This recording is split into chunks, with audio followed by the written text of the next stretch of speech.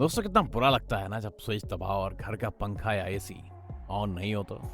कारण कि बिजली नहीं है, भले ही वो महज 2-4 मिनट के लिए क्यों ना हो। इतना तो बुरा लग ही जाता है कि आप 2-4 गालियां तो आराम से बिजली कंपनी वालों को दे ही देते हैं, और अगर ज्यादा देर तक नहीं आती तो फोन मिलाते हैं। फिर आपको जो जवाब मिलता है वो शायद ये होता है। पूरे शहर की गई है, थोड़ी देर में आ जाएगी, असुविधा के लिए खेद है। लेकिन दोस्तों, ये जो एक स्विच जितनी दूरी पर हमें इतनी सुविधा पहुंचाने वाली बिजली मिलती है, वो इतनी आसानी से नहीं बनती।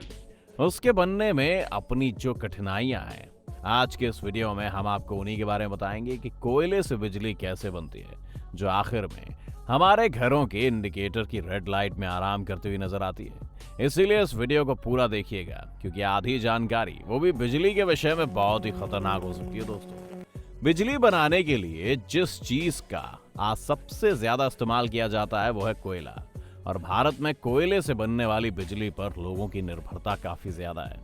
यही कारण है कि पिछले कुछ दिनों हमें कोल क्राइसिस के बारे में काफी कुछ देखने और सुनने को मिला।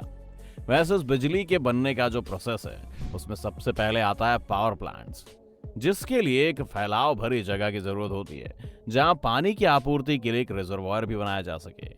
ये प्लांट्स आमतौर पर 1-2 किलोमीटर के एरिया में फैले हुए रहते हैं, लेकिन इनके एरिया का भी एक आधा हिस्सा कोयला ही ले लेता है।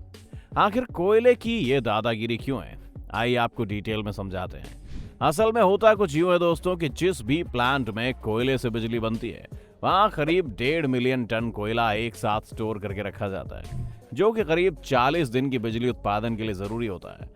अब जब 1.5 मिलियन टन कोयले को रखना है तो जगह तो चाहिए ही। लेकिन बात यह भी है कि इन कोयलों को यूं ही कहीं नहीं रख देते हैं। आखिर कोयलों के भी अपने नखरे होते हैं, इसीलिए इन्हें एक अलग से कोल यार्ड में बड़े प्रेम के साथ व्यवस्थित करके रखते हैं। सबसे पहले ये कोयले रेलगाड़ियों में भरकर प्लांट तक आते हैं। उसके बाद रेलगाड़ियों के डिब्बों को आपस में अलग कर देते हैं। फिर एक एक करके सारे डिब्बों को एक निर्धारित जगह पर लाकर उसे एक मशीन के द्वारा पूरा ही पलट देते हैं, जिससे कि उस डिब्बे का सारा कोयला कोल यार्ड में नीचे चला जाता है। फिर नीचे से इन्हें लगातार हटाते जाते हैं और एक कन्वेयर बेल्ट की मदद से इन कोयलों को आगे की तरफ भेज देते हैं, जहां इन्हें एक जगह पर व्यवस्थित ढंग से रखा जाता है। लेकिन अभी यहीं इन कोयलों के नखरे खत्म नहीं होते हैं। इन्हें जब प्यास लगती है तो ये अपने ऊपर धूल इकट्ठा कर लेते हैं। इस वजह से जब हवा बहती है तो सारे कोयले के पार्टिकल्स धूल बनकर उड़ने लगते हैं, जिससे बचने के लिए इन्हें समय समय पर पानी से भिगोया जाता है। इसके बाद उन्हें वापस एक कन्वेयर बेल्ट की मदद से बाउल मशीन में भेजते हैं, जहां इन पत्थर हो चुकी इनकी छोटी छोटी देह को क्रश करके पाउडर में बदल दिया जाता है, और बनकर तैयार होता है ब्लैक पाउडर, वही जिसे चारकोल वगैरह कहकर फेस वॉश वाली कंपनियां अपना विज्ञापन चलाती हैं। खैर, इन्हें इसलिए इस पाउडर में बदलते हैं क्योंकि ऐसा करने से इनका सरफेस एरिया बढ़ जाता है, और साथ ही कोयले के अंदर जो अशुद्धियां होती हैं उन्हें अलग किया जा सके। इसके बाद इस ब्लैक पाउडर को बड़े इत्मीनान के साथ बॉयलर में भेजते हैं, जहां ये बड़ी आसानी से आग पकड़ लेते हैं। आग पकड़ने के बाद जो कोयले की भारी राख होती है वो नीचे गिर जाती है, जिसे बॉटम ऐश कहते हैं, और जो हल्की राख होती है उसे फ्लाई एशेस कहते हैं, जो कि चिमनियों के रास्ते फिल्टर करके एटमॉस्फेयर में छोड़ दी जाती है। और इस तरह पिक्चर में मुख्य किरदार की मौत हो जाती है, यानी यहां से अब कोयले का रोल खत्म। अब जो आग लगी रहती है वो सीधा उन ट्यूब्स को बहुत ज्यादा मात्रा में हीट पहुंचाती है, जिनमें पानी भरा गया रहता है। ये सारी ट्यूब हीट लेकर पानी को भाप में बदल देती हैं। अब जब ये भाप सुपर हीट हो जाती है तो इसे उन्हीं पाइप की मदद से आगे भेजा जाता है। उन पाइप्स पर ऐसा इंसुलेशन पहले से लगाकर रखते हैं कि वेपर का टेम्परेचर पाइप में ट्रैवल करने के कारण घट ना जाए। अब कहानी में एंट्री होती है कोयले के प्यार की, जिसकी वजह से वो खुद जल गया था। हम बात कर रहे हैं टरबाइन की, जिसे लोग पावर प्लांट्स का हार्ट भी कहते हैं, क्योंकि यही वो एलिमेंट होता है जो आगे हीट और प्रेशर को अपने ऊपर लेकर खुद को रोटेट करवाता है। ये रोटेशन इसीलिए हो पाती है क्योंकि टेम्परेचर बढ़ने के कारण हाई प्रेशर वेपर जैसे ही पाइप से निकलती है तो बहुत तेजी से टरबाइन को हिट करती है।